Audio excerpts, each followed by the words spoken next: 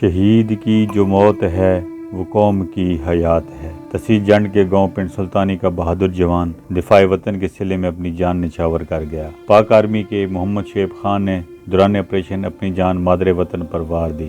آدھی رات کو شہید کا جسد خاکی ان کے آبائی گاؤں پہنچا تو مکینوں کی کثیر تعداد نے پھولوں کی پتیاں نچھاور کر کے استقبال کیا اور جلوس کی شکل میں ان کے گھر تک پہنچایا۔ شہید کی نماز جنازہ ان کے آبائی گاؤں میں ادا کی گئی، جس میں مختلف شعبۂ زندگی سے تعلق رکھنے والے افراد نے کثیر تعداد میں شرکت کی۔ اس کے علاوہ پاک آرمی کی چاق و چوبند دستے نے سلامی پیش کی۔